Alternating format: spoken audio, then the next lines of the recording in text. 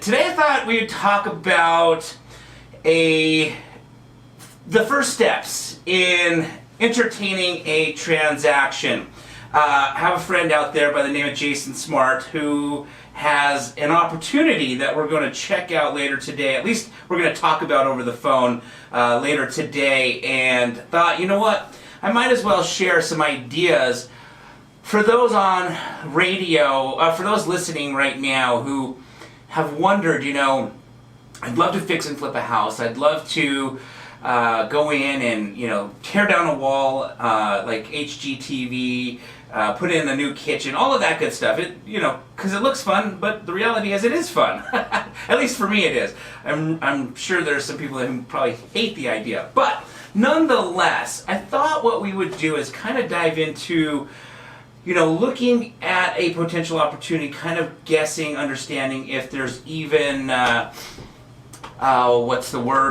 even real opportunity to pursue it further. So I'll do a quick analysis usually, and within about 5 to 10 minutes I can tell if it's something that I really want to spend a lot of time dedicating towards, or if it's something that, I'm just going to probably not spend that much time on just because the deal's too skinny. So definitely get your paper and pen out handy to take some notes, because we're going to talk about establishing the maximum offer that we could submit on a property that we can turn around and resell after we've remodeled it for a profit. Okay, so here's the formula.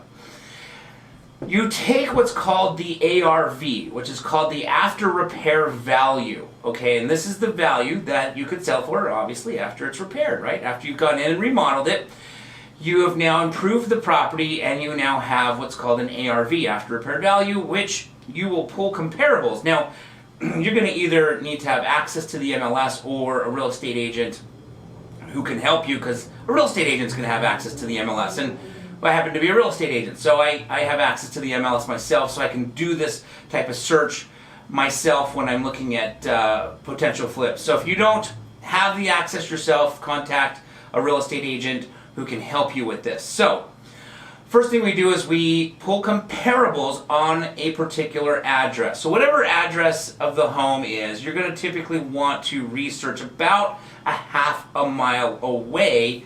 Typically, appraisers like to stay very close to the home when they decide a value to appraise that house at as far as other comparable homes. Once you start going away further than a half a mile, you can really get into a completely different neighborhood. And obviously, depending on which direction, north, south, east, west, that neighborhood could change in value dramatically, a mile away.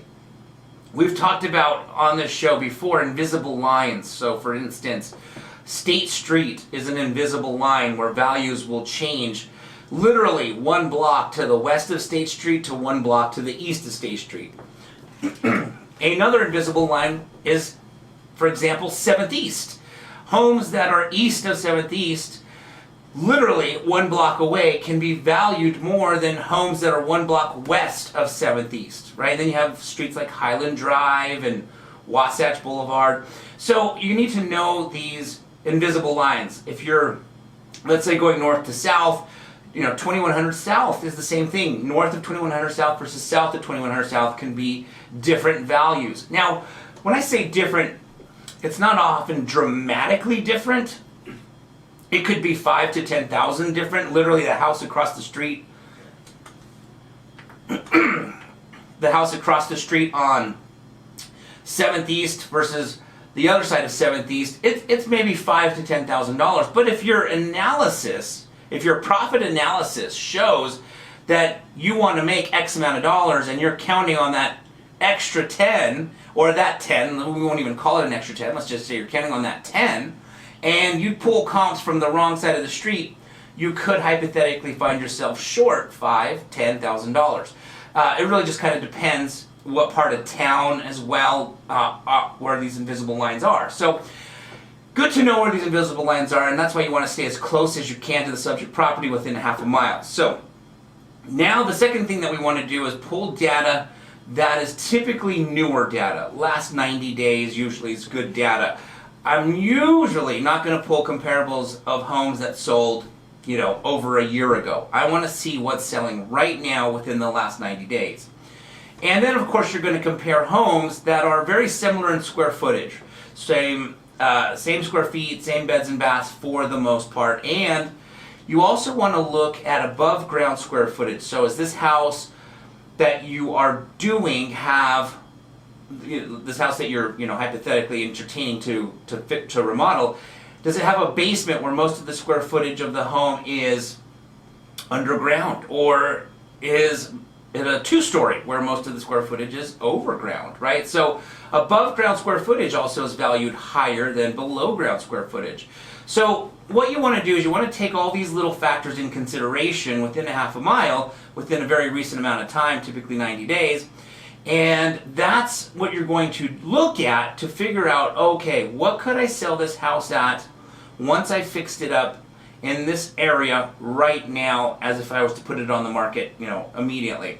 And you're going to also look at the homes that, are the most relevant to the home of what your home will look like, I should say, once you're done remodeling it. So, for instance, you don't want to look at comparables of a home that's, it's nicely kept, definitely pride in home ownership, but it's not a fresh remodel with the colors that are most trendy, with the style that are most in fashion, that are demanding high price, right? Modern remodels, basically remodels that have a modern feel to them, tend to get higher dollar than, let's say, other type of remodels that have more of a country feel, or basically not modern, if that makes sense. So you're going to want to make sure that you're comparing those homes to what you think your home's going to look like when it is all finished, so you can get a good idea of what your home will sell for.